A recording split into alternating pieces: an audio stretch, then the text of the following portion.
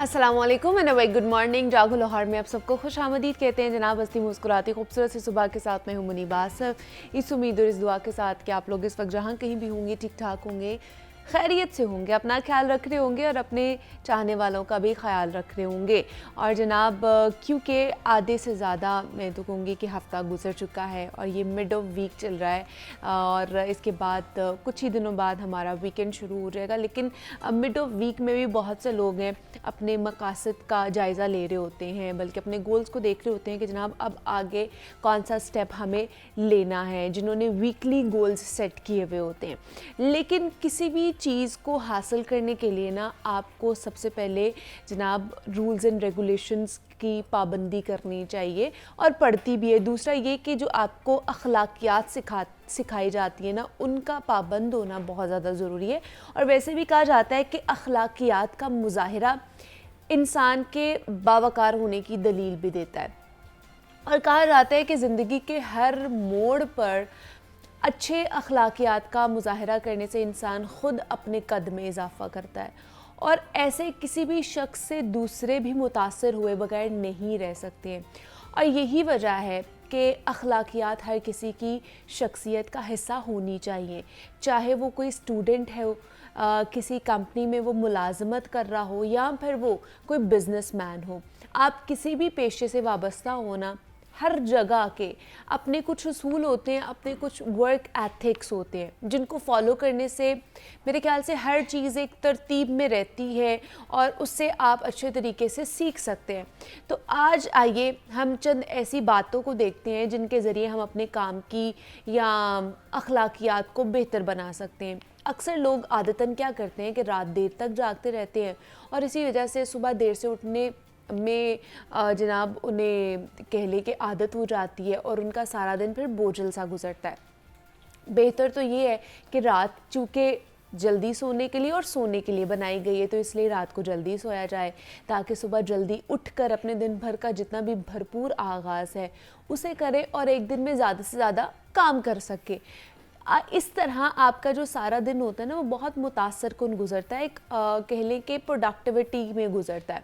इसके अलावा कोई भी काम करने से पहले ये वज़ाह ज़रूर करें कि आपके मकासद या आपका अहदाफ आपके क्या हैं। अगर आप अपने मकसद के मुतल्लिक ही नहीं जानते हैं ना, तो आप अपनी वर्क एथिक्स भी बेहतर नहीं बना सकते। इसके अलावा आप अपनी डेली मामूलात के हवाले से एक शेड्यूल बनाएं, उस पर सख्ती से अमल करें। काम के औकात में अपनी सारी की सारी तवज्जो, अपना फोकस जो है वो सिर्फ़ और सिर्फ काम पर रहना चाहिए। बार बार इधर उधर नहीं जाना, अपने दोस्तों से, अपने कलीग से बातें नहीं करनी, बार बार सोशल मीडिया चेक नहीं करना, ताकि आपका जो फोकस है वो ख़राब ना हो और आप कम वक्त में ज़्यादा से ज़्यादा काम कर सके। जो भी आपको टास्क ख़ास तौर पर मिलता है अपने ऑफिस में, आप वो बर वक्त कर सके। और जब आप बर वक्त करते हैं ना अपनी चीज़ों को, तो आपकी एक अच्छी पर्सनालिटी डेवलप होना शुरू हो जाती है। पर्सनालिटी के साथ साथ आपका जो पर्सपेक्टिव है लोगों के आगे, वो भी एक अच्छा होना शुरू हो जाता है कि ये बंदा तो टाइम से पहले ही काम कर लेता है और अच्छा काम करता है, फोकस्ड रहकर काम करता है, इधर उधर की चीज़ों में ये अपना टाइम वेस्ट नहीं करता। वक्त की कदर करनी चाहिए, टाइम की कदर जितनी हो सकता है उतनी करें। टाइम गुजर जाता है ना, तो उसके बाद वो वाला टाइम वापस नहीं आता, सिर्फ पछतावा होता है फिर ज़िंदगी में हमारे। बल्कि कोशिश किया करें कि प्रोफेशनल लाइफ में वक्त की पाबंदी को अपनी पहचान बनाएं। आप अपने काम को एक्यूरेट कर रहे हैं या इसमें गलती कर रहे हैं, ये मायने नहीं रखता। मुझे ये लगता है कि जो चीज़ आपको दूसरों से अलग करती है या बेहतर बनाती है, वो अपनी गलती तस्लीम करना है। कि अगर आपकी वर्क प्लेस पे आपसे कहीं पे गलती होगी, वर्क प्लेस पे नहीं भी होगी, पर्सनली कहीं पर भी आपसे गलती होगी, तो उसको आप तस्लीम करें। तस्लीम करेंगे तो वो क्योंकि बहुत से लोगों की आदत नहीं होती है कि वो अपनी गलती को तस्लीम करते हैं, वो डिनाइल मोड में होते हैं। तो इसलिए अगर आपके अंदर ये इतने गट्स हैं कि आप अपनी गलती को तस्लीम कर सकते हैं, तो वो आपको दूसरों से अलग बनाती है और वो भी इस तरह कि आप आइंदा वो गलती दोबारा नहीं दोहराने का अज़्म कर लें। अपनी गलतियों से सीखना चाहिए हमें। इस तरह यकीनन हम एक ऑर्गेनाइज्ड और कामयाब और डिसिप्लिन्ड जो हमारी लाइफ है ना वो गुजार सकते हैं। क्योंकि अगर हम अपनी गलतियों पे स्टबन रहेंगे, हम अपने आप को चेंज करने की कोशिश नहीं करेंगे, तो फिर हमारा गलतियां करने का भी कोई फ़ायदा नहीं है। गलतियां अच्छी भी हो सकती है अगर आप उस गलती से सीखते हैं। फॉर एग्ज़ाम्पल कि आज मैंने ये गलती की है, उससे मुझे नुकसान उठाना पड़ा है, बिल्कुल वो माइनर सा नुकसान हो या बहुत बड़ा नुकसान हो, फिर मैंने वो उस गलती से ये सीखना है, ये लेसन लेना है कि जनाब ये गलती मैं दोबारा ना दोहराऊं आइंदा आने वाली ज़िंदगी में या आइंदा आने वाले डेज़ में, ताकि मुझे इससे बड़ा नुकसान ना उठाना पड़े। इससे एक सबक तो हमें मिल जाता है। हम कुछ अच्छा कर रहे होते हैं, उससे भी हमें सबक मिल रहा होता है। हम कुछ गलत कर रहे होते हैं, उससे भी हमें सबक मिलता है। और जब हम कुछ गलत करके गलती कर बैठते हैं ना, तब हमें पता चल रहा होता है कि फ़लाँ जगह पे मुझे गलती नहीं करनी चाहिए थी, उसकी वजह से अब उसका खुमियाजा मुझे भुगतना पड़ रहा है। और उसको क्रिटिसाइज़ करने से बेहतर है या उस पर नदामत जो है ना वो शो करने से बेहतर है, अफसोस करने से बेहतर है कि उससे आप सबक सीखें। ये गलती का दावा हो सकता है, इसके अलावा कुछ भी नहीं है। और अगर आप इसी तरह गलतियां करते जाएंगे और उससे कुछ सबक नहीं लेंगे, लाइफ लेसन नहीं लेंगे, तो उसका कोई फ़ायदा नहीं आपकी ज़िंदगी में। फिर तो आप आदी हो जाएंगे कि गलतियों पे गलतियां, गलतियों पे, जिस तरह कहते हैं तारीख पे तारीख, तारीख पे तारीख, इस तरह फिर गलतियों पे गलतियां ही होंगी और कुछ नहीं होगा। तो ये आज का पैगाम था जो आपके साथ हमने शेयर किया है, और उम्मीद करते हैं कि कुछ ना कुछ चीज़ें जो है ना आपकी समझ में ज़रूर आई होंगी। और अभी प्रोग्राम में आगे बढ़ते हैं, सेहत के हवाले से बात कर लेते हैं। जनाब, हमारे यहाँ बहुत सी ऐसी ग़िज़ाएँ हैं जिन्हें हमने सिर्फ बीमार होने की सूरत में यूज़ करना होता है, और उसका तहिया भी हमने कर लिया होता है कि जब हम बीमार होंगे ना तभी हमने इनका इस्तेमाल करना है। और उसमें सबसे अव्वल चीज़ आती है दलिया। और ये एक ऐसी ग़िज़ा है जो गंदम का हो या फिर जौ का दलिया हो, हमारी सेहत के लिए इंतहाई अहम और मुफीद है। और ये आम रूटीन की ज़िंदगी गुजारने वाले फ़र्द के लिए भी इतना ही मुफीद है जितना जिम जाने वाले लोगों के लिए मुफीद है। और ख़ास तौर पर जिन्हें हम ओट्स भी कहते हैं, अंग्रेज़ी में इन्हें ओट्स भी कहा जाता है, ये हमारी सेहत के लिए कुदरत का एक अता करदा तोहफ़ा है जिसका इस्तेमाल हमारे जिस्म के लिए बहुत ज़्यादा फ़ायदेमंद होता है। इसे ग़िज़ाइयत से भरपूर अनाज भी कहा जाता है। और ग़िज़ाइयत से भरपूर जौ के दलिए को रोज़ाना की ग़िज़ा का हिस्सा बना लेने से बेशुमार फ़ायदे हासिल किए जा सकते हैं, जिसमें दिल की सेहत आपकी अच्छी होती है, कैंसर जैसे मूज़ी मर्ज़ के ख़तरात में भी कमी वाक़ई होती है। और अब इस हवाले से ये जानना ज़रूरी होता है कि जनाब कि हमें कितनी क्वांटिटी में खाना चाहिए और किस तरह खाना चाहिए, कब खाना चाहिए, इसकी टाइमिंग बहुत ज़्यादा मैटर करती है। और साथ ही साथ अगर कुरान पाक में और ये भी कहा जाता है कि हजूर पाक सल्लल्लाहु अलैहि वसल्लम को भी दलिया खाना बहुत ज़्यादा पसंद था, तो अगर हजूर पाक सल्लल्लाहु अलैहि वसल्लम को दलिया खाना पसंद था तो इसका मतलब है कि उसमें कोई ना कोई ऐसी चीज़ें मौजूद हैं जो हमारी सेहत के लिए बहुत ही फ़ायदेमंद हैं, तो हमें उसका इंटेक करना चाहिए। तो आज हम इसी के ऊपर बात करेंगे कि किस तरह के दलिए हैं, कौन कौन सा दलिया बेहतर है, किस तरह उसे पकाना चाहिए, किस तरह उसे खाना चाहिए। तो इस पर बात करने के लिए हाफिज़ खालिद मलिक साहब हमारे साथ इन स्टूडियोज़ में मौजूद हैं, फिटनेस ट्रेनर हैं, और उनसे बात करते हैं कि सिर्फ ये जिम वाले लोगों को खाना चाहिए, आम रूटीन में भी इसका इंटेक हम लोग कर सकते हैं। तो हाफिज़ साहब, आपको वेलकम कहती हूँ जागो लाहौर में। कैसे हैं आप? अल्हम्दुलिल्लाह, शुक्रिया आपका। हाफिज़ साहब, दलिया, जौ का दलिया भी है, गंदम का दलिया भी है, मुझे तो सबसे पहले बताइए इसकी दो ही इकसाम है या और भी हैं जो हमें पता नहीं है? अच्छा, दलिया जो है ना, जौ का दलिया भी हेल्दी है और अच्छा। गंदम का दलिया भी हेल्दी है। हमारे दो दलिया खाए जाते हैं यहाँ पे। हाँ जी। और सरकार नबी पाक सल्लल्लाहु अलैहि वसल्लम ने फरमाया है कि जौ का दलिया जो है ना, इसमें शिफा है। जौ का दलिया खाने से दिल के अमराज से इंसान हमेशा बचा रहता है, दूर रहता है। आज हमारी साइंस जो है ना, वो भी इस रिसर्च के बाद पहुँची है कि जौ का दलिया वेट लॉस के लिए बहुत अच्छा है, जौ का दलिया आपकी गट हेल्थ के लिए बहुत अच्छा है, जौ का दलिया जिंक, आयरन, विटामिन ई ज़्यादा मिकदार में होता है उसमें। अच्छा। सरकार नबी पाक सल्लल्लाहु अलैहि वसल्लम ने अपनी ज़िंदगी में जौ का दलिया खाया है या जौ की रोटी पसंद फरमाई है। अच्छा, आज हम डॉक्टर हमें कहते हैं कि जब हम बीमार होते हैं तो वो कहते हैं दलिया खाना दलिया खाना है। हाँ। मैं समझता हूँ जब आप सेहतमंदी में ये चीज़ें खाएंगे तो बीमारी में फिर ये चीज़ें नहीं खानी पड़ेंगी, क्योंकि आप बीमार नहीं होंगे। हाँ, एग्जैक्टली ट्रू। और मेरा मानना ये है कि आप अगर जौ का दलिया रोज़ाना नाश्ते में खाते हैं तो वेट लॉस के लिए बहुत हेल्दी है। अच्छा। ख़ास तौर पर बॉडी बिल्डर्स के लिए, एथलीट के लिए। अगर आप उनको तो मैंने रूटीन में खाते हुए देखा ना, जो दलिया जिम जाते हैं, जो हम बॉडी बहुत शौक बिल्डर्स से होते हैं, खाते वो हैं। तो खाते ही ये सुबह नाश्ते में यही है, ये ज्यादातर ये इसी का इंटेक करते हैं। हम लोग रूटीन में नहीं खाते, हमें लगता है कि ये जब हम बीमार होंगे या थोड़ा पेट खराब होगा हम तभी खाएंगे। अच्छा, दलिया अगर खाते रहेंगे तो फिर बीमार नहीं होंगे। वही ना, हमारे यहाँ पे उल्टी ही हर चीज हो रही हाँ होती जी। है। अच्छा, हमारा अनहेल्दी लाइफस्टाइल आज इतना ज़्यादा है, ओके। लेकिन जौ का दलिया खाने से आप शुगर से बच सकते हैं, ब्लड प्रेशर से बच सकते हैं। अच्छा। देखिए, जौ का दलिया जो है वो इतना इफेक्टिव है कि आपके दिल के अमराज नहीं होने देता, आपकी जो नालियां हैं खून की उनको ओपन रखता है, Open खोल के रखता है। जब आपकी नालियां खुली होती है ना, तो फिर आपको हार्ट अटैक के चांसेस बहुत कम हो जाते हैं। ट्रू। इसके अलावा आपके बॉडी के अंदर जो वीकनेसेस हैं, डेफिशिएंसीज हैं मुख्तलिफ़ किस्म की, वो कोई चीज़ कोई खुराक पूरी नहीं कर सकता सिवाय जौ के जौ के दलिए के। दलिए के, वाह। जौ का दलिया इतना इफेक्टिव है। अगर आप डेली एक्सरसाइज करते हैं, जौ का दलिया खाते हैं, तो 1 महीने में 4 to 5 kg आप वेट लॉस कर सकते हैं। रियली?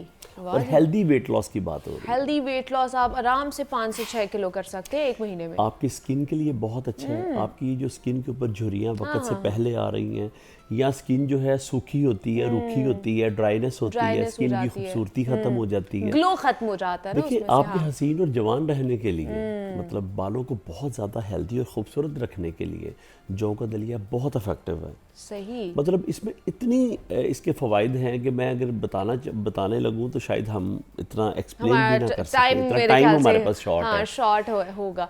तो मुझे ये बताइए कि इसमें कैलोरीज कितनी होती हैं, इसमें कार्ब्स कितने होते हैं, वो भी तो हमने देखने हैं। देखिए, जौ का दलिया जो है ना, ये गुड कार्ब है। ये आपकी बॉडी के अंदर आपको जो हंगर है वो फील नहीं होने देता आपको। अच्छा। क्योंकि फुलफिल रखता है, क्योंकि इसमें ज़्यादा मिकदार में कार्बोहाइड्रेट होता है। तो जब कार्बोहाइड्रेट ज़्यादा मिकदार में होता है तो आपको भूख का एहसास कम होता है, ओके। भूख कम लगती है।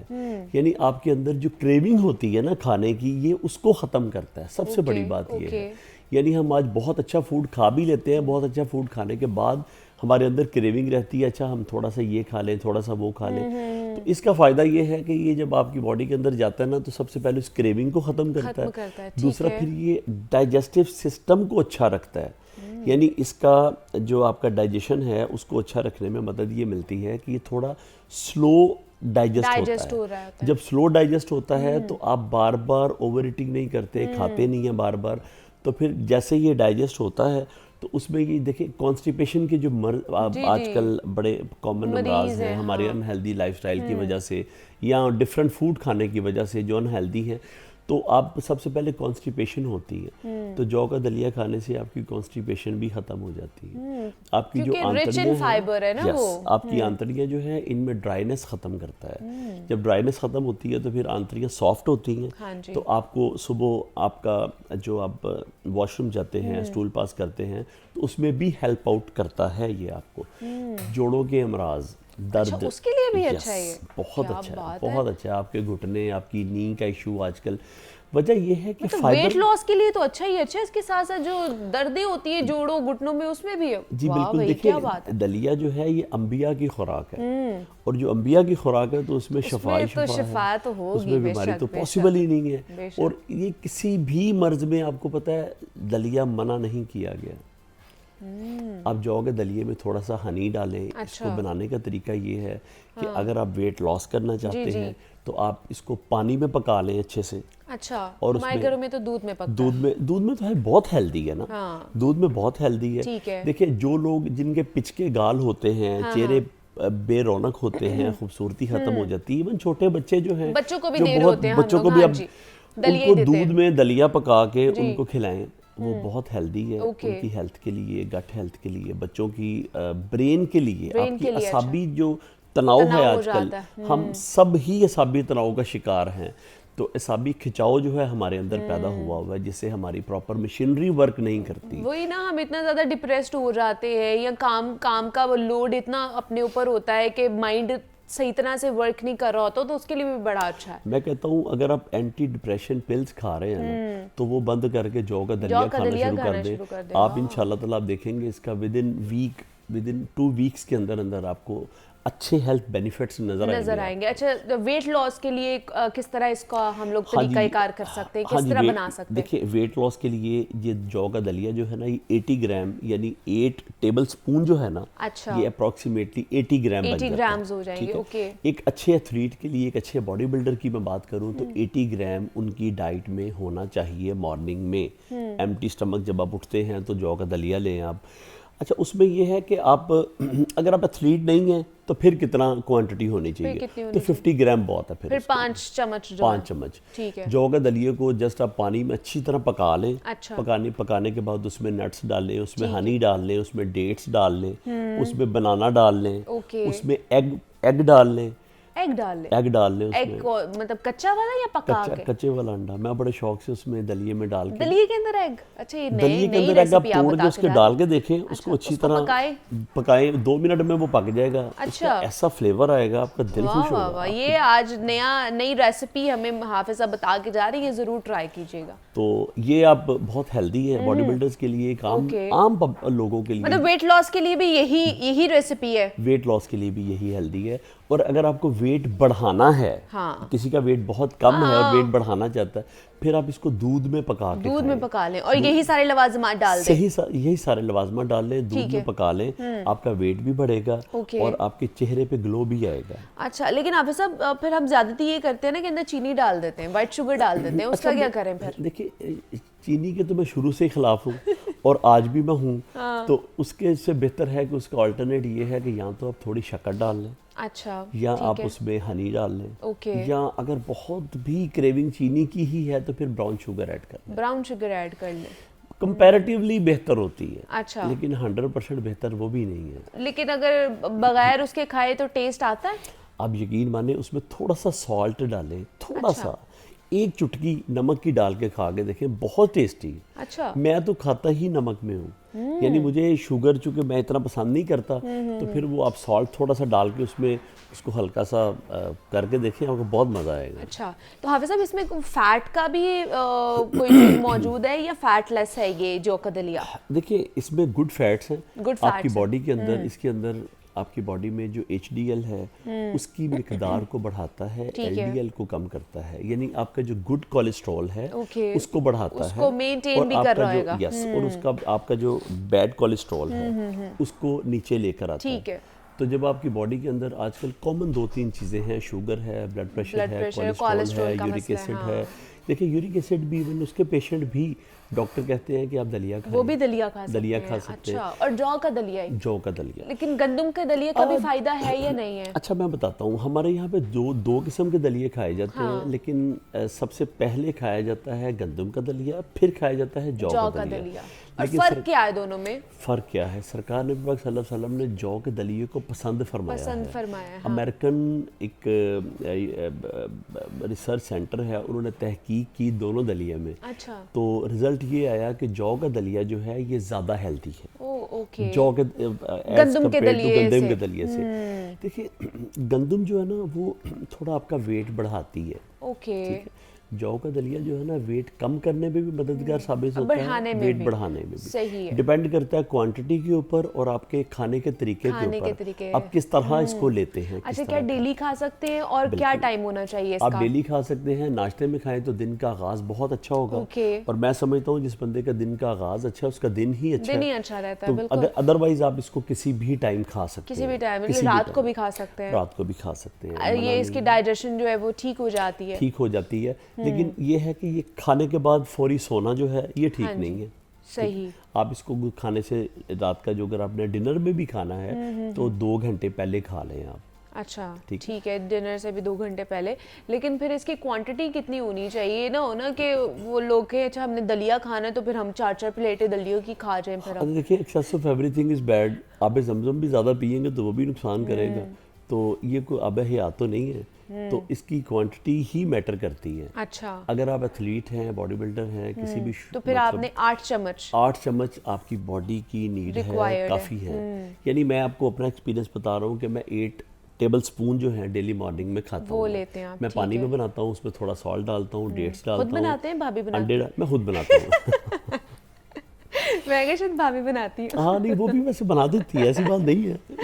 मेरे खुद बनाने का मतलब ये नहीं कि वो नहीं बनाती, मैं खुद शौक से ज़रा बना लेता हूँ। सुबह एक्चुअली मैं सुबह फजर के टाइम उठता हूँ तो सब सो रहे होते हैं उस वक्त, तो मैं जल्दी जल्दी भी अपना ब्रेकफास्ट बना के, मैं जिम जाना होता है मुझे, तो उसके बाद ये है कि अगर आप एथलीट नहीं हैं फॉर एग्जांपल, तो फिर उसके लिए 40 to 50 ग्राम, 40 to 50 ग्राम मतलब 4 से 5 टेबल स्पून बनेंगे। हाँ। अच्छा, आहिस्ता आहिस्ता अगर आपकी डाइजेशन अच्छी हो जाए तो फिर आप इसको बढ़ा भी सकते हैं। ठीक है। सारा दिन आपका दिन बहुत अच्छा गुजरेगा, सारा दिन। और ये हर एज के लिए बहुत अच्छा, हर एज ग्रुप के लिए बहुत अच्छा है, इवन बूढ़ों के लिए और बच्चों के लिए तो बहुत ही अच्छा है। और शुगर के पेशेंट भी खा सकते हैं, शुगर के पेशेंट खा सकते हैं, ब्लड प्रेशर के पेशेंट खा सकते हैं, अर्थराइटिस के पेशेंट खा सकते हैं, यूरिक एसिड के पेशेंट, मतलब कोई ऐसा पेशेंट नहीं जिसको मना किया गया हो। यस, सारे खा सकते हैं, वो हेल्दी लोग भी खा सकते हैं, और किसी को अगर क्रोनिक डिजीज है वो भी दलिया खा सकते हैं। तो इसका मतलब है कि जौ का दलिया कितना फ़ायदेमंद है, उसकी वो कितना ग़िज़ाइयत से भरपूर है कि आपकी सेहत का वो कितना ख्याल रखेगा अगर आप उसका इंटेक करते हैं, और वो भी डेली अगर उसका इंटेक करते हैं, तो आपकी जितनी भी प्रॉब्लम्स हैं, वो चाहे जोड़ों का दर्द है, पट्ठों का दर्द है, असाबी तनाव है, वो तमाम तर जो आपके प्रॉब्लम है ना, वो हल होना शुरू हो जाएंगे और आप एक हेल्दी लाइफस्टाइल की तरफ हो जाएंगे। तो हमारे साथ हाफिज़ खालिद मलिक साहब मौजूद थे। मलिक साहब, बहुत शुक्रिया आप यहाँ पर आए, और दलिए के हवाले से हम बात कर रहे थे, गंदम के और जौ के दलिए के ऊपर हमने बात की है। यहाँ पे एक छोटी सी ब्रेक लेते हैं, मिलते हैं इस ब्रेक के बाद।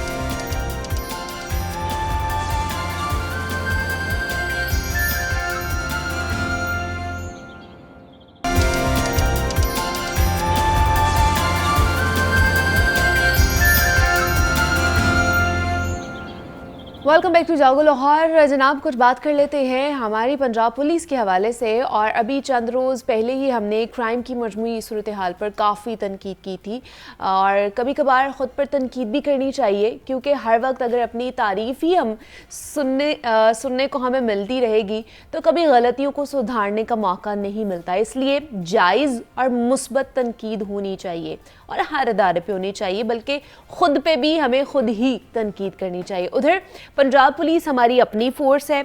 अवाम और पंजाब पुलिस के दरमियान मज़ीद मुस्बत अंडरस्टैंडिंग के लिए हम गाहे बगाहे ये कोशिश करते रहते हैं अपनी, कि जनाब किस तरह इस अंडरस्टैंडिंग को बेहतर किया जा सकता है। इसके अलावा पंजाब पुलिस जहाँ पर हमारी मुहाफ़िज़ है, वहाँ पर अपने मुलाज़मीन के लिए, अपने शहदा की फ़ैमिली के लिए, अपने शहदा के लिए बहुत अच्छे अच्छे इनिशिएटिव भी ले रही होती है, फ़ंड्स के हवाले से काम कर रहे होते हैं। इसके अलावा यूनिवर्सिटीज़ में MOU साइन हो रहे हैं कि वो जो मुलाज़मीन हैं, जो शहदा की फ़ैमिलीज़ के बच्चे हैं, उनको वहाँ पर पढ़ाई करवाई जाएगी। इसके अलावा मज़ीद फ़ंड्स दिए जाते हैं, और क्या क्या इसमें प्रोसीजर्स हैं, और वेलफेयर का जो डिपार्टमेंट है वो किस तरह काम कर रहा है, टोटल कितनी रकम और कितने फ़ंड्स दिए जाते हैं, इस पर आज हमने बात करनी है। इस पर बात करने के लिए DIG welfare and finance Punjab police हमारे साथ इन स्टूडियोज़ में इन कॉन्वर्जेशन है। गाजी मोहम्मद सलाहुद्दीन साहब हमारे साथ हैं। सर, आपको वेलकम कहती हूँ जागो लाहौर में। कैसे हैं आप? जी, थैंक यू वेरी मच, अल्हम्दुलिल्लाह। सर, सबसे पहले तो बताइए कि ये जो डिपार्टमेंट है वेलफेयर एंड फाइनेंस का, पंजाब पुलिस के अंडर ही आता है, काम किस तरह करता है? क्योंकि आम तासुर तो यही है कि पंजाब पुलिस के जो कांस्टेबल्स हैं या जो नीचे के अहलकार हैं, उनके बहुत ही बुरे हालात हैं, और फाइनेंशियली भी और वैसे भी। तो क्या कहेंगे इसके ऊपर, और आपका जो ये इदारा है वो किस तरह काम कर रहा है, हेल्प आउट किस तरह कर रहा है? जी, सबसे पहले तो मैं दुनिया मीडिया ग्रुप और लाहौर न्यूज़ का मशकूर हूँ कि उन्होंने ये मुझे मौका फ़राहम किया कि मैं अपनी बात लोगों तक, और ख़ास तौर पे अपने मुलाजमीन तक, जो पंजाब पुलिस के मुलाजमीन हैं, उन तक पहुंचा सकूं। पंजाब पुलिस के अंदर जहां पे क्राइम कंट्रोल पे, लॉ एंड ऑर्डर पे, या हमारी जो ऑपरेशनल तरजीहात हैं उन पे काम हो रहा है, तो एट द सेम टाइम हम अपने मुलाजमीन की वेलफेयर के लिए भी बहुत सारे इक़दाम कर रहे हैं। पूरा एक वेलफेयर का डिपार्टमेंट है जिसको हमारे additional IG finance and welfare head करते हैं। अच्छा। उनके साथ फिर मैं DIG वेलफेयर, फिर मेरे नीचे एक AIG वेलफेयर, हमारी ब्रांचेज़ हैं सेंट्रल पुलिस ऑफिस में। अच्छा। और at the same time districts में तमाम यूनिट्स में, जैसे PHP है, स्पेशल ब्रांच है, CTD है, उसके साथ हर डिस्ट्रिक्ट में हमारा वेलफेयर का एक ब्रांच है जो वहाँ से मुलाजमीन के लिए एक फोकल पॉइंट के तौर पे काम करती है। अच्छा। और उनके डिफरेंट क्लेम्स, एप्लीकेशंस, केसेस हमारे तक पहुंचाने के लिए बाकायदा वेलफेयर सॉफ्टवेयर है, जहां से चीज़ें ऑनलाइन हमारे पास आ जाती हैं और हम उसको डिजिटली अप्रूव करके और उसको प्रोसेस कर लेते हैं। That's good. तो किस तरह की कंप्लेंट्स या किस तरह की शिकायत जो हैं वो आपके डिपार्टमेंट को आती हैं, ख़ासतौर पर मुलाजमीन के हवाले से? देखिए, हमारे मुलाजमीन जो हैं चूँकि दिन रात काम करते हैं और फिर सख्त वेदर में शदीद गर्मी हो, सर्दी हो, दिन हो, रात हो, हर हालात में काम। आजकल की सिचुएशन तो हमारे सामने है, आपके सामने सर्दी है। तो बहुत सारे रूटीन के ऑपरेशन चल रहे होते हैं। इसके साथ साथ कभी इलेक्शंस हैं, कभी मुहर्रम उल हराम की ड्यूटीज़ हैं, ईदैन हैं, बहुत सारे लॉ एंड ऑर्डर की सिचुएशंस होती हैं। इन हालात में यकीनन मुलाजमीन की सेहत भी अफेक्ट होती है और ख़ास तौर पे वो इंसान है, उनकी जो फैमिलीज़ हैं उनके भी अपने दुख, प्रॉब्लम्स और चीज़ें मौजूद हैं। तो मैं अगर बात को यहाँ से शुरू करूँ कि 2023 को हम पंजाब पुलिस के लिए वेलफेयर का साल करार दें या वेलफेयर का साल कहा जाए तो ये गलत ना होगा या मुबालगा आराई ना होगी। Inspector general police doctor Usman Anwar साहब ने जैसे ही जनवरी 2023 में पंजाब पुलिस की कमांड संभाली तो जहाँ उन्होंने हर साइड पे काम किया, हमारे आप देखें कि पुलिस स्टेशन भी 733 पुलिस स्टेशन रीवैम्प हो गए, सिप्स में कन्वर्ट हो गए, SDPO के ऑफिस बने, हमारे सीनियर अफसरान के ऑफिस, फ्रंट डेस्क बन गए, पुलिस मुलाजमीन की बैरक्स लिविंग कंडीशंस इंप्रूव हुई। लेकिन उसके साथ साथ सबसे ज़्यादा फोकस उनका वेलफेयर पे रहा। वेलफेयर के हवाले से शहदा के लिए पंजाब पुलिस के जो मुलाजमीन हैं उनकी हेल्थ और उनकी एजुकेशन, इन चीज़ों पे हमने बहुत ज़्यादा फोकस किया है और उसके लिए काम किया है। तो किस तरह से आइडेंटिफाई किया जाता है कि किस मुलाजिम को आपकी या आपके इदारे की ज़रूरत है, हेल्प आउट करनी चाहिए, वो चाहे फाइनेंशियली हो, चाहे वो तालीम, उसके बच्चों की तालीम के हवाले से हो या फिर उसकी हेल्थ के हवाले से हो? जी, एक तो ये ना कि अगर हम ऑफिसर्स तमाम जो हमारे फील्ड ऑफिसर्स हैं, डिस्ट्रिक्ट पुलिस ऑफिसर्स हैं, रीजनल पुलिस ऑफिसर्स हैं, हमारे यूनिट हेड्स हैं और ख़ास तौर पे IG पंजाब, जब वो एक्सेसिबल होते हैं, मुलाजमीन से इंटरेक्ट करते हैं तो उसमें हमें पता चलता है कि मुलाजमीन के प्रॉब्लम्स क्या हैं। इन्हीं चीज़ों को मद्देनज़र रख के फीडबैक पे हमने जब ये वेलफेयर का डिपार्टमेंट कायम किया और वेलफेयर सॉफ्टवेयर बनाया तो फिर हमने बाकायदा इसके वेलफेयर रूल्स बनाए जिनके तहत डिफरेंट हेड्स में हम अपने मुलाजमीन की, उसमें ख़ास तौर पे मेडिकल फाइनेंशियल असिस्टेंस है, एजुकेशनल स्कॉलरशिप्स हैं, उनके बेटियों की शादी के लिए वेडिंग गिफ्ट है, रिटायरमेंट पे फेयरवेल पे जिसको हम कहते हैं वो है, इसके अलावा डिफरेंट उनकी रिहेबिलिटेशन के लिए। और ख़ास तौर पर इस साल हमने जो हमारे मुलाजमीन के डिफरेंटली एबल्ड चिल्ड्रन हैं, वो लफ्ज़ तो मैं नहीं, लेकिन अंडरस्टैंडिंग के लिए कि अगर हम जिनको कहें स्पेशल चिल्ड्रन हैं उनकी हमने मैपिंग की, रजिस्ट्रेशन की, उनके लिए इक़दाम किए। और हमने अपने मुलाजमीन को डिफरेंट, हमारी पुलिस ऐप्स हैं, फिर पुलिस सॉफ्टवेयर है और जैसे बताया कि फिर हमारे फोकल पॉइंट्स हर डिस्ट्रिक्ट में, हर यूनिट में कायम है, तो उनके ज़रिए उनकी एप्लीकेशंस, उनकी मारूज़ात, उनके मसाइल हम तक तवातुर के साथ पहुँचते हैं और हम यहाँ पे उनको मतलब ये ऑनलाइन प्रोसीजर भी है, वो ऑनलाइन भी अपनी जो शिकायत है, कंप्लेंट्स जी बिल्कुल कर सकते हैं। हमारी ऐप के ज़रिए कोई भी कांस्टेबल जाके कहीं से भी अपनी एप्लीकेशन हम तक पहुंचा देगा, वो प्रॉपर सिस्टम में चली जाएगी और फिर यहाँ हमारे पास। अच्छा, दूसरा डेढ़ साहब, मतलब एक कांस्टेबल के हवाले से जैसे मैंने पहले भी कहा है कि बड़ा तासुर आता है, या लोग खासतौर पर इस हवाले से बात करते हैं कि कांस्टेबल्स की बड़ी पुरसाने हाल उनकी सिचुएशन होती है और बड़ी बुरी उनकी कंडीशन होती है। तो उस हवाले से कोई आप वाकई ऐसा है, हकीकत है इसमें, या कोई मैथ से बनी हुई है, बातें बनी हुई है? नहीं, कांस्टेबल की एक तो ये ना कि हमारा बेसिक जो फील्ड का अमला है उसमें कांस्टेबल पंजाब पुलिस में रीढ़ की हड्डी की हैसियत रखता है। हमारी जो 1,80,000 के करीब ऑपरेशनल फोर्स है उसमें आप 1.5 लाख 1,60,000 तक जो है 80% हमारे कांस्टेबल है, तो वो हमारी बैकबोन है और सबसे ज़्यादा ज़ाहिर है टफ़ कंडीशंस में वो ड्यूटी सर अंजाम देते हैं। हमें इस चीज़ का एहसास है। फिर पे स्केल 7 में उनकी सैलरीज अगरचे as compared to other departments बहुत बेहतर हैं। अच्छा, बेहतर है? हाँ, बाकी डिपार्टमेंट से हम कंपेयर करें तो बेहतर हैं, लेकिन ज़ाहिर है वो इतनी ज़्यादा नहीं है कि उनके तमाम अखराजात पूरे हों। एग्जैक्टली, इसलिए हमने बहुत सारे इक़दाम किए हैं कांस्टेबलरी के लिए और बाकी तमाम मुलाजमीन के लिए, उनके बच्चों को। अगर मैं शुरू करूँ कि शहदा से, हमारे पंजाब पुलिस के 1970 से जो रजिस्टर्ड या जो हमारे पास रिकॉर्ड में है वो 1703 शहदा, अब तक 1700 प्लस शहदा की कुर्बानी पंजाब पुलिस दे चुकी है। उनमें 2017 के बाद के जो शहदा हैं उनके लिए तो एक बहुत अच्छा पैकेज था, जो एक मल्टी लेयर्ड पैकेज था। उनको सैलरी भी मिल रही है, उनको लमसम ग्रांट्स भी दी गई। फिर उसके बाद गवर्नमेंट हर स्केल के शहीद के लिए घर खरीद के मुफ्त फ्राहम करती है, ट्रांसपोर्टेशन की फैसिलिटी है और उनके बच्चों की एजुकेशन जो है वो तमाम उसके अखराजात हुकूमत बर्दाश्त करती है। लेकिन 2017 से पहले के जो शहदा थे वो बहुत कस्मपुरसी में थे, उनके लिए कोई इतना एडिक्वेट पैकेज नहीं था। तो inspector general police doctor Usman Anwar साहब ने सबसे पहला काम ये किया एक तो वो शोधा जिनकी पेंशन कम है या इवन कुछ की सर्विस 10 साल से कम थी और वो पेंशन भी नहीं ले रहे थे, उन फैमिलीज़ को हमने आइडेंटिफाई किया और उनकी पेंशन को हमने वेलफेयर फंड से सप्लीमेंट किया और हर एक की पेंशन को हम 34,000 के लेवल पे ले आए कि कम से कम एक मिनिमम जो वेज चार्जेस गवर्नमेंट ने सेट किए उस लेवल पे आ जाए। प्लस ये कि फिर उनके लिए एक बड़ा तारीखी कदम उठाया गया कि हमने कहा कि उनके लिए हम कुछ ना कुछ ऐसा उनकी रेजिडेंस या प्लॉट्स वॉल भी बनाई गई ना शोहदा की वॉल आईजी ऑफिस में, तो वो किसका आइडिया था सर, ये भी बताइए, और उसका फ़ायदा क्या है? जी, ये बड़ा रेलेवेंट क्वेश्चन है। शोहदा की वाल हमारे आईजी साहब का जो मेन ऑफिस है यानी इंस्पेक्टर जनरल के कमरे के साथ जो है वहाँ बनाई गई है। ये हमारे मौजूदा आईजी डॉक्टर उस्मान अनवर साहब का आइडिया था। और इसका ये है कि जितने हमारे शोहदा हैं उनके वहाँ पे नाम डिस्ट्रिक्ट वाइज ईयर वाइज वहाँ पे दर्ज है। अब जब उनकी फैमिली CPO में आती हैं, वो वहाँ उस वाल पे जाती हैं, वो अपने शहीद का नाम देखती हैं, उसके साथ फ़ोटोग्राफ बनाती हैं और एक उनको इसमें एक बहुत ज़्यादा एक तसल्ली होती है या ऑनर फील होती है कि डिपार्टमेंट ने कि हमारी कुर्बानी को रिकग्नाइज किया है, कर रहे हैं हमारी। और उसको वहाँ पे बाकायदा डिपार्टमेंट ने एक्नॉलेज किया हुआ है, तो उससे उनको एक मैं समझता हूँ कि फ़ख्र महसूस होता है। तो टोटल अगर मैं बात करूँ ये तमाम तर चीज़ों के हवाले से, एक तो फंड्स की किस तरह इसको किया जाता है, कितने फंड्स मिलते हैं, टोटल कितनी रकम मिलती है आपके पूरे डिपार्टमेंट को, वेलफेयर को? जी, पंजाब पुलिस का जो वेलफेयर फ़ंड है ये हमारा अपना है, ये हम किसी से डोनेशंस या चैरिटी पे या कहीं से नहीं लेते। ये तमाम हमारे जो मुलाजमीन हैं स्केल 1 से लेके 22 तक, यानी कि एक PN से लेके इंस्पेक्टर जनरल पुलिस तक तमाम मुलाजमीन की सैलरी से 3% मंथली जो है वो डिडक्शन हो जाती है एट सोर्स।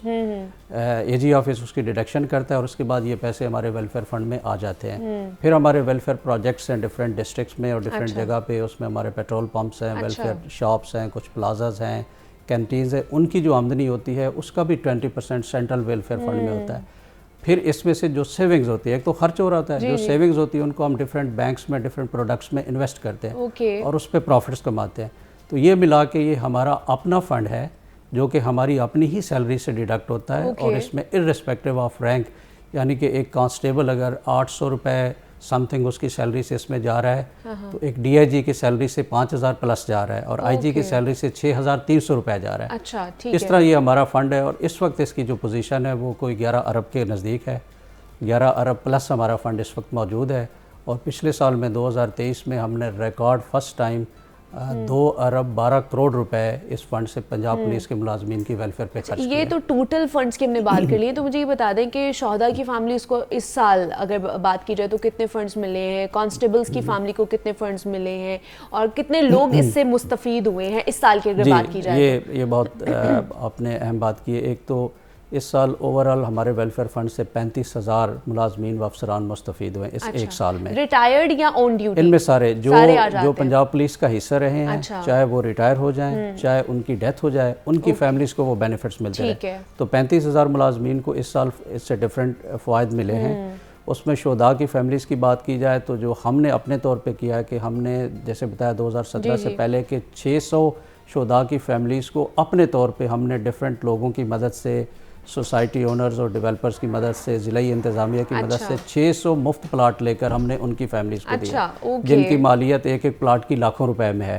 तो उसके बाद फिर हमने एक फ़ंड कायम किया है 22 करोड़ रुपए का, जिसके मंथली प्रॉफिट जो हमें आते हैं, फ़ंड हमारा मौजूद है, हमने अपने वेलफेयर फ़ंड से वो पैसे जमा कराए, एंडाउमेंट फ़ंड, उससे जो नफ़ा हमें मिलता है वो हम मंथली 5 से 6 फैमिलीज़ को देते हैं 5-5 लाख रुपए के चेक, ताकि उन प्लाट्स पे वो अपने घर बना सके। तो इस 6 महीने से जब से ये इनिशिएटिव लिया गया है तो हम अब तक 2 करोड़ रुपए की रकम 21 फैमिली को दे चुके हैं, ताकि वो अपना घर भी शुरू कर सकें। वो घर ज़ेरे तामीर है, बहुत सारे मुकम्मल होने के करीब हैं।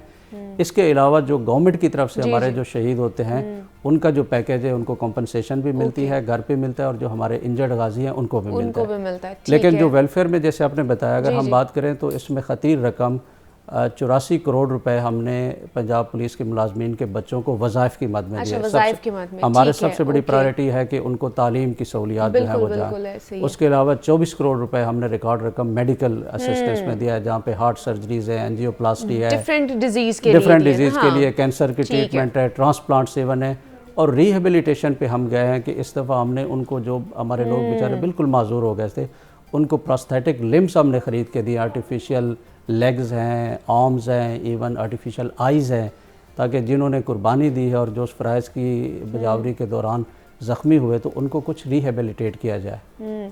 इसका मतलब है कि जो एक तासुर हमारी सोसाइटी में बहुत ज़्यादा आता जा रहा था कि शायद जो आला अफसर है उन्हीं को ये सारे बेनिफिट्स मिलते हैं या उन्हीं के हवाले से चीज़ें की जाती है, फंड्स उन्हें दिए जाते हैं, तो ऐसा नहीं है। वो कांस्टेबल हो, वो किसी भी पोस्ट का अहलकार हो, उसे भी, और शहदा की फैमिली को भी वो सारे तमाम तर बेनिफिट्स दिए जाते हैं। बराबरी का जो हुकूक का एक है वो आप लोग करते हैं, तो ये एक अच्छी बात है। मेरे ख्याल से ये बहुत अच्छा इनिशिएटिव लिया गया है पंजाब पुलिस की तरफ से। दूसरा सर मुझे बताइए कि कोई कांस्टेबल जिसने अगर मास्टर्स किया हो, वो आगे एमफिल करना चाह रहा है या PhD करना चाह रहा है, आगे तालीम हायर एजुकेशन हासिल करना चाह रहा है, तो उसके वाले से भी वेलफेयर उसे फंड देता है, पैसे देता है। और अगर किसी ने बाहर जाके पढ़ना है तो उस हवाले से किस तरह हेल्प आउट करते हैं आप? इसमें दो चीज़ें हैं। जो बाहर की एजुकेशन है ज़ाहिर है ये बहुत कॉस्टली थी और इसमें एक एक स्टूडेंट पे करोड़ों रुपए खर्च आता है, तो ये हमारी पॉलिसी में नहीं था। लेकिन इस साल से गुज़िश्ता साल से आप कह लें 2023 से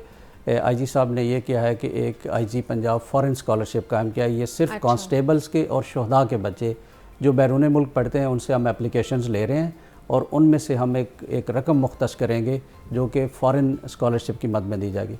जहाँ तक मुलाजमीन की आपने बात की कि हमारे जो मुलाजमीन अपनी क्वालिफ़िकेशंस को सर्विस के दौरान इम्प्रूव करना चाहते हैं, अभी हमने डिफरेंट इदारों के साथ, यूनिवर्सिटीज़ के साथ MOU किया है, UMT के साथ हमने MOU साइन किया है, यूनिवर्सिटी ऑफ लाहौर के साथ किया है, सुपीरियर के साथ होने जा रहा है। उसमें ख़ास तौर पे हमने UMT ने एक 5 करोड़ रुपए का वजीफ़ा सिर्फ पंजाब पुलिस के मुलाजमीन के लिए मुख्तस किया है कि वो अगर अपनी हायर एजुकेशन में जाना चाहते हैं तो उनके लिए उसमें 90% डिस्काउंट होगा। इस तरह हम मुख्तलिफ़ इदारों से कोलैबोरेशन के साथ MOU साइन करके अपने मुलाजमीन को ये सहूलत फ़राहम कर रहे हैं कि वो अपनी दौरान सर्विस तालीम को, अपनी काबिलियत को, ख़ास तौर पे पुलिसिंग से रिलेटेड है, कोई फोरेंसिक्स में, लॉ में या क्रिमिनोलॉजी में, सोशियोलॉजी में, साइकोलॉजी में, इन डिसिप्लिन्स में अगर कोई जाना चाहता है। और हमारा जो स्कॉलरशिप पॉलिसी है उसमें जो भी हमारे लोग PhD या MPhil करते हैं उनके लिए भी 1.5 लाख से 3 लाख रुपए तक जो है वो स्कॉलरशिप उसमें एयरमार्क है। अच्छा, ठीक है। अच्छा, मुझे फिर ख़वातीन भी तो है ना हमारे पुलिस डिपार्टमेंट के अंदर, वो भी सर्व कर रही हैं, बहुत सी कांस्टेबल्स भी हैं, ASI भी हैं, तो उसके हवाले से आप लोग क्या इक़दामात उठा रहे हैं? उनकी लीव्स के हवाले से, मैटरनिटी लीव्स भी होती है, मेडिकल इशूज़ भी हो जाते हैं, तो उसके लिए क्या स्पेशल इनिशिएटिव लिए गए हैं? जी, ख़वातीन हमारे पंजाब पुलिस का बहुत अहम हिस्सा है और बहुत बुनियादी किरदार है उनका, चूँकि बहुत सारी ड्यूटीज़ ऐसी हैं जहाँ पे ख़वातीन होती हैं तो ख़वातीन पुलिस को तैनात किया जाता है। हम उनकी वेलफेयर से भी गाफिल नहीं है। एक तो दे आर एट पार कि इसमें कोई तखसीस नहीं है, being employ of the Punjab police उनको वो तमाम बेनिफिट्स हासिल हैं जो बाकी वो है। इसके अलावा जैसे आपने कहा कि लीव्स का, उसमें ख़ास तौर पे ख्याल रखा जाता है कि उनकी ड्यूटी इस तरह की जाए कि उनको बहुत ज़्यादा उसमें तकलीफ़ ना हो, उनकी ट्रांसपोर्टेशन का ख्याल रखा जाता है।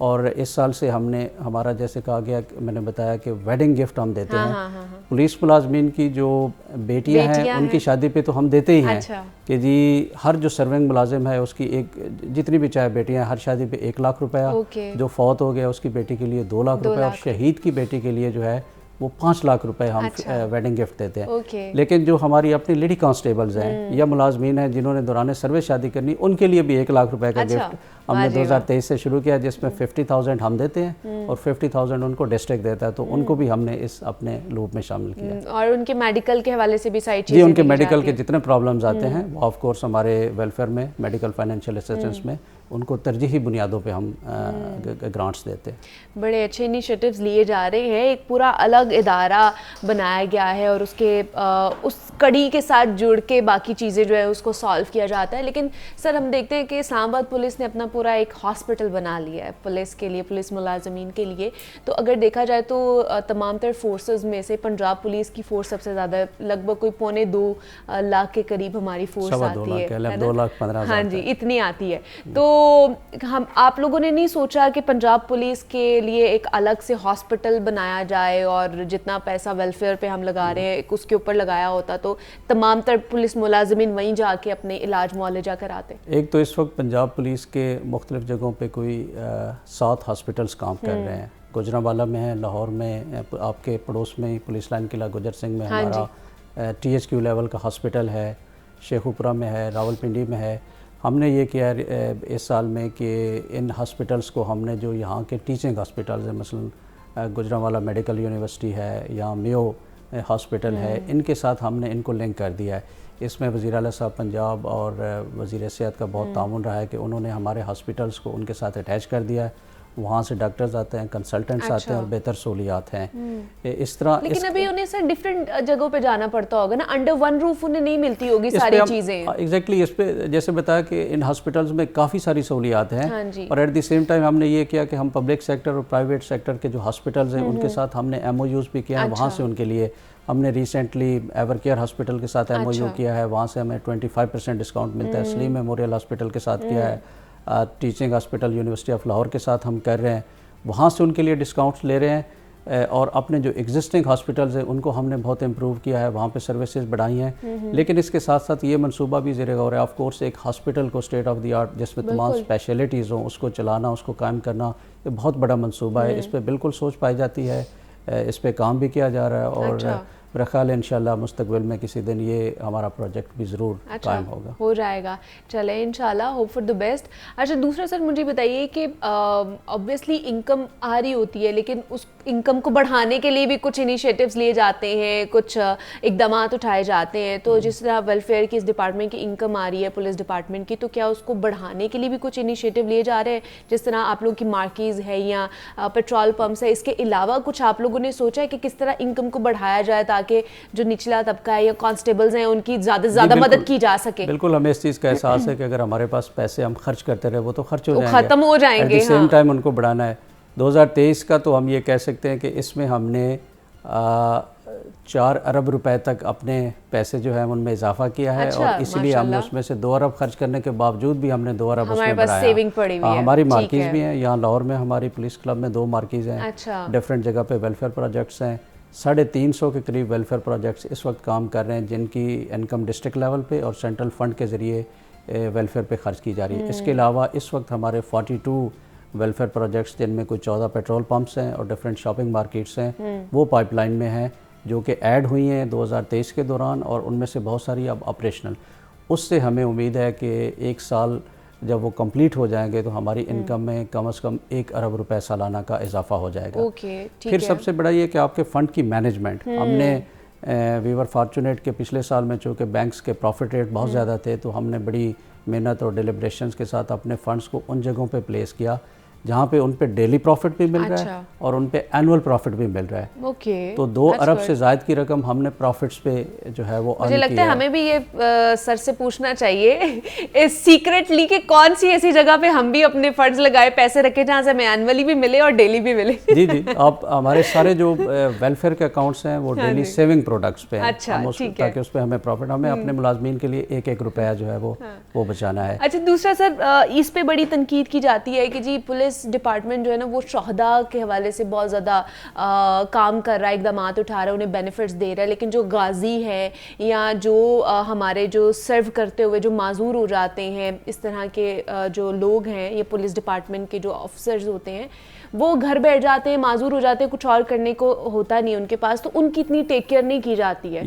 ये तासुर किसी हद तक दुरुस्त था कि जो फौत हो गए उनके लिए तो बहुत कुछ किया, लेकिन जो जिंदा है उनके लिए क्या किया जाता। लेकिन इसका भी एहसास किया गया और 2023 में स्टैंडिंग आर्डर IG पंजाब ने जारी किया, स्टैंडिंग आर्डर 14 ऑफ 2023, जिसके तहत पहली दफ़ा गाजी का लफ्ज़ इंट्रोड्यूस करवाया गया। उस स्टैंडिंग आर्डर के तहत हमारे अब तक 1700 से ज़ायद 1760 के करीब एज ऑफ टुडे गाजी बाकायदा डिक्लेयर किए जा चुके हैं, जो दौराने फ़राइज़ मुख्तलिफ हादसात में या मुकाबलों में या उसमें ज़ख्मी हो जाते हैं। एक तरफ तो हमने उनको गाजी डिक्लेयर किया, उनको एक स्टेप यानी कि एक C2 हमारा होता है हेड कांस्टेबल की प्रमोशंस के लिए, उसमें प्लेस किया और 1 लाख रुपया और मेडल उनको दिया जाता है उनकी हौसला अफजाई के लिए। एट द सेम टाइम उन ज़ख्मियों के लिए एक गवर्नमेंट की तरफ से कंपनसेशन होती है, वो भी हम देते हैं, वो भी उसके साथ। और फिर उनकी रिहेबिलिटेशन के लिए, जैसे मैंने बताया ना कि इसी वेलफेयर फंड से हमने बहुत सारे ऐसे लोग थे जो बिल्कुल बेड रिडन थे, उनको हमने अच्छी इलेक्ट्रिक व्हील चेयर्स लेके दी, जो लोग साल साल से बेड पे पड़े थे, सर्जिकल बेड्स उनको लेके ठीक है, दिए, उनके लिए प्रोस्थेटिक जो है लिम्स लेके दिए, ठीक है। हम उनको भी नहीं भूले और उनके लिए भी बहुत काम कर रहे हैं। सबके लिए काम किया जा रहा है। DIG welfare and finance Punjab police हमारे साथ मौजूद थे, गाजी मोहम्मद सलाहुद्दीन साहब। सर बहुत शुक्रिया आपके वक्त का कि आप यहाँ पर आए और इन डिटेल में हमने सर से बात की है इस डिपार्टमेंट के हवाले से किस तरह ये काम कर रहा है। यहाँ पर एक छोटी सी ब्रेक लेते हैं, मिलते हैं इस ब्रेक के बाद।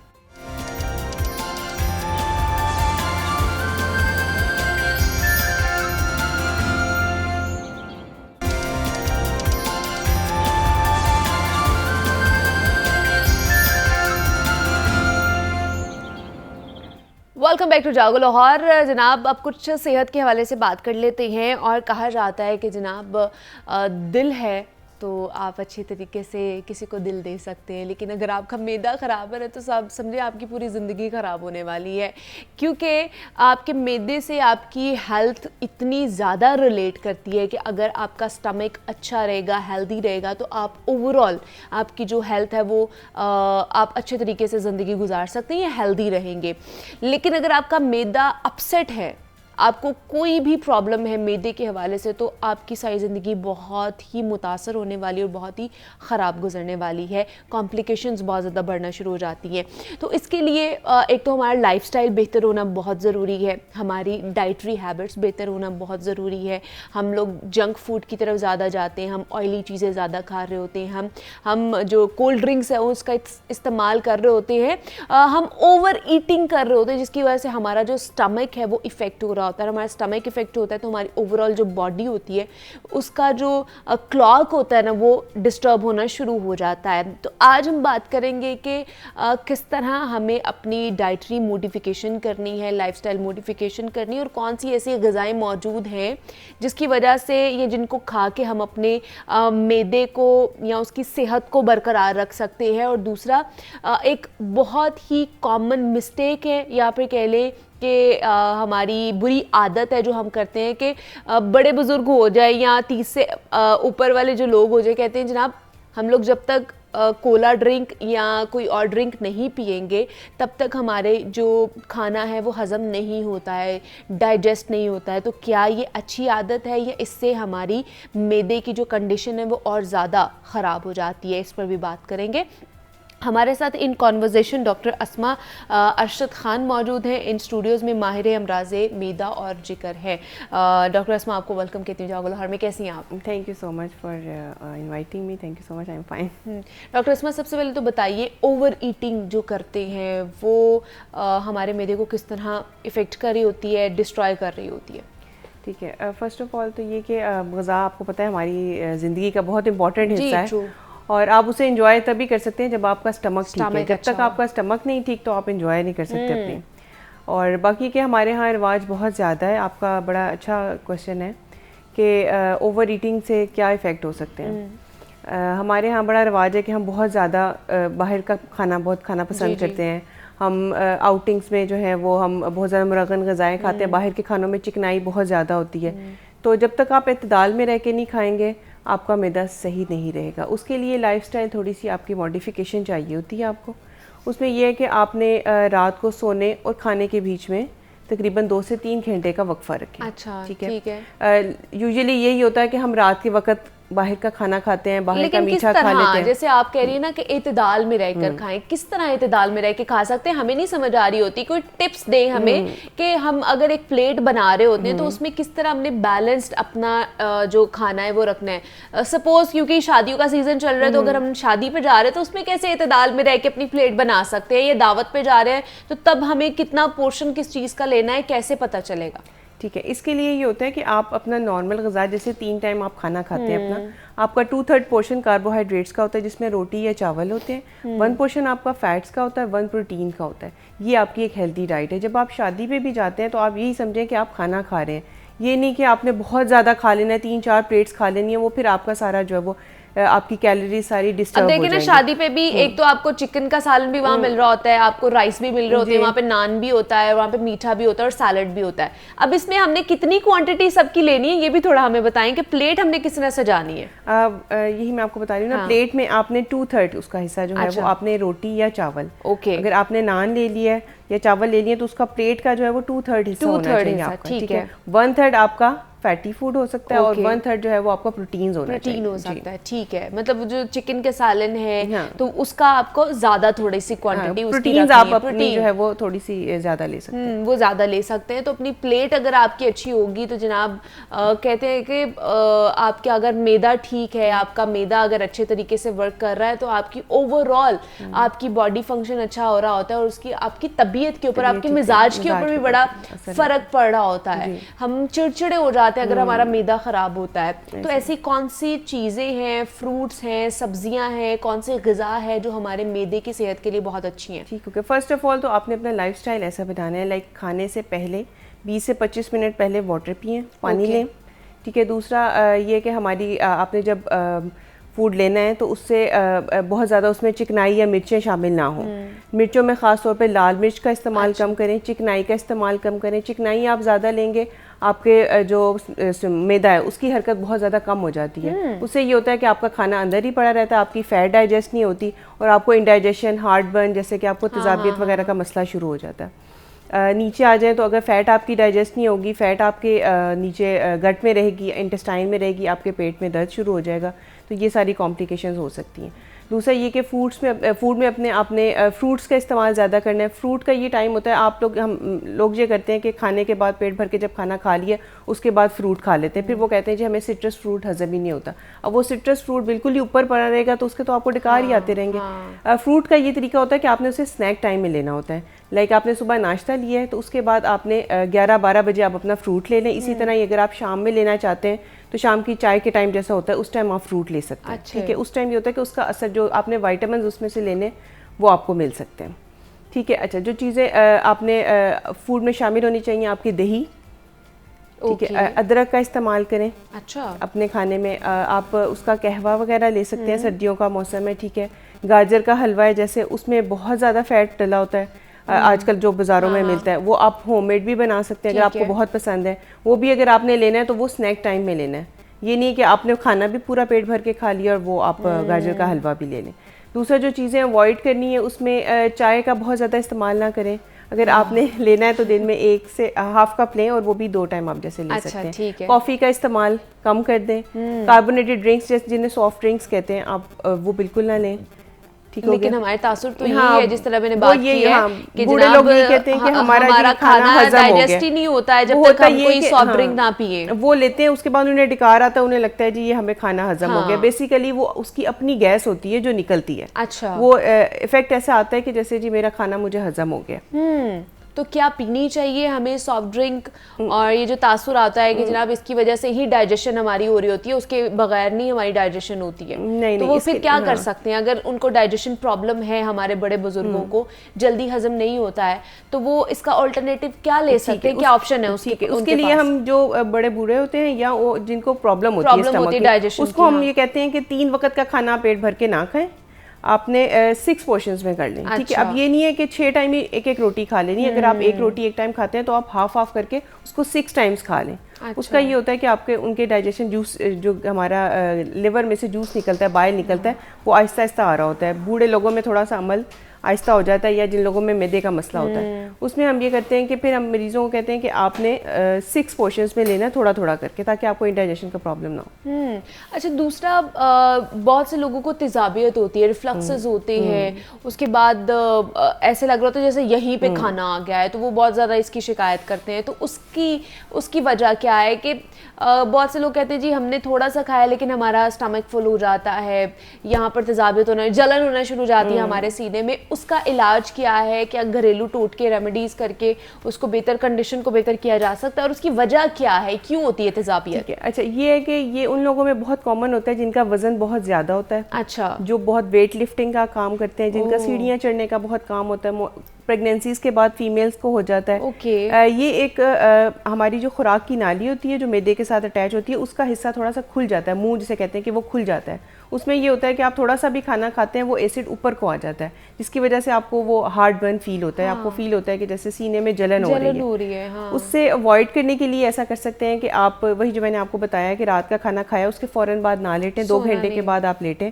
उसके फ़ौरन बाद नमाज ना पढ़ें, जैसे आपने उसमें सजदे में जाना होता है। दूसरा ये कि अगर आपके सर्वाइकल प्रॉब्लम नहीं है तो आप सराना ऊंचा लेके सोते हैं। हम मरीज़ों कह देते हैं 2 सराने लेके लेटे हैं। अगर सर्वाइकल इशू है तो आप जैसे क्यूब वो होती हैं, ईंटें होती हैं बेड एंड के हेड एंड के नीचे देते हैं बेड के, अच्छा। तो वो थोड़ा सा रिक्लाइन पोजीशन में आ जाता है, तो उससे अवॉइड कर सकते हैं। लेकिन अगर बहुत ही एक्यूट अटैक मरीज़ को हो गया, बहुत तकलीफ हो रही है, तो फिर तो उसके लिए मेडिकेशन लेनी पड़ती है। वो मेडिकेशन ही है। फिर जैसे अगर मेरे घर में किसी को हो रहा था तो मैंने एक टोटका रेमेडी रखी हुई है कि अगर तेजाबियत हो रही होती है तो ठंडा दूध उन्हें पिला दे, उससे भी बड़ा फाका होता है। ऐसा हो सकता है उस वक्त ये है कि कूलिंग इफेक्ट जैसे होता है ना, वो आपको हो सकता है कि उसका फील हो रहा है। अगर ड्रिंक नहीं पिलानी है तो ये भी एक थोड़ी सी टोटका आप कर सकते हैं, इससे भी मुझे लगता है कि फायदा होता है। वो ये है कि सूदिंग इफेक्ट हो सकता है, लेकिन वो परमानेंट सोल्यूशन नहीं होता। लेकिन क्या इसका परमानेंट सोल्यूशन है और वो दवाइयाँ ही हैं? नहीं, आप अपना एक तो लाइफस्टाइल, आपकी जो 50 to 60% आपकी बीमारी होती है ना, वो लाइफस्टाइल मॉडिफिकेशन से ही सेटल हो जाती है। अगर हम मेडिकेशन भी देते हैं ना, तो साथ आपने लाइफस्टाइल मॉडिफिकेशन भी करनी होती है, क्योंकि दवाइयाँ सारी उम्र नहीं लेंगे आप। दवाई तो फॉर द टाइम ड्यूरेशन, जब आपको प्रॉब्लम हुई है 2 हफ्ते के लिए दे देंगे, 3 हफ्ते के लिए दे देंगे, महीने के लिए दे देंगे, लेकिन उसके बाद आपने अपना वो लाइफस्टाइल मेंटेन करना होता है। उसके लिए वो जो इमीडिएटली हम पेशेंट्स को कहते हैं कि वो सफ़ेद रंग का एक चौक की तरह का सिरप होता है, वो हम उनको दे देते हैं कि आपने 2 चम्मच ले लेना है। वो एक इंस्टेंट रिलीफ हो जाता है। अगर आपके अंदर कोई ज़ख्म बने हुए हैं, वो उसके ऊपर कोटिंग कर देता है, ठीक है। अगर आप उसके बाद खाना ले रहे हैं या आपने कुछ लिया, तो वो उसके ऊपर इफेक्ट नहीं आएगा और जलन नहीं होगी। अच्छा, और जिन्हें खट्टे बर्ब्स आते हैं, डिकार आते हैं, वो भी इसी वजह से हो रहे उसका होते भी हैं? यही वजह होती है कि वो नीचे वाला जो आपका खुराक की नाली का हिस्सा है ना, वो खुल जाता है। अच्छा, उसमें से बार बार एसिड ऊपर आता है, तो उनको जलन होती है, खट्टे डिकार आते हैं। ठीक है। अच्छा, दूसरा मुझे ये बताइए, जिनका गॉल ब्लैडर निकल जाता है, वो अपनी डाइजेशन को किस तरह बेहतर कर सकते हैं, या उन्हें कौन सी चीज़ों के हवाले से अवॉइड करना चाहिए? ठीक हो गया। अच्छा, पहले तो मैं आपको बताऊंगी कि गॉल ब्लैडर का फंक्शन क्या होता है। नॉर्मली ये होता है कि हमारा जिगर जो होता है वो हर वक्त एक मादा पैदा करता है, जिसे बाइल कहते हैं या जूस कहते हैं लिवर का, वो स्टोर हो जाता है गॉल ब्लैडर में। अच्छा। जब हम खाना खाते हैं तो वो पूरा एम्प्टी होता है, वो हमारे उस खाने को हजम करने में मदद देता है। ऐसे लोग जिनका पिता निकल जाता है किसी भी वजह से, पथरी की वजह से निकल गया है या सोजिश की वजह से निकल गया, खुदा ना खासा कैंसर की वजह से निकल गया, वो फुल खाना हजम नहीं कर सकते। जैसे कहते हैं कि पूरी रोटी खा, जैसे सालन खा लिया, पूरी रोटी खा ली, वो एकदम हजम नहीं हो सकता। वो इस वजह से क्योंकि आहिस्ता आहिस्ता सारा बाइल डायरेक्ट आपकी आंत में आ रहा होता है और वो थोड़ी मिकदार में आ रहा होता है। अच्छा। आप उससे सारा खाना डाइजेस्ट नहीं कर सकते। जो लोग ये, कुछ लोगों का होता है कि फूड एडजस्ट हो जाता है 2 से 3 महीने के बाद, लेकिन कुछ लोग उसको एडजस्ट नहीं कर पाते। उनके लिए फिर हम कहते हैं कि वो स्मॉल पोर्शन मील लेंगे, क्योंकि उनका बाइल जूस थोड़ा थोड़ा करके आएगा, तो वो थोड़ी मिकदार में लेंगे। ऐसे लोगों के लिए चिकनाई का इस्तेमाल उन्होंने बहुत कम करना होता है। अच्छा। क्योंकि बाइल जो है ना, जो आपका निकलता है, वो चिकनाई को हजम करता है। जब वो उसको हजम नहीं करेगा, चिकनाई नीचे आएगी।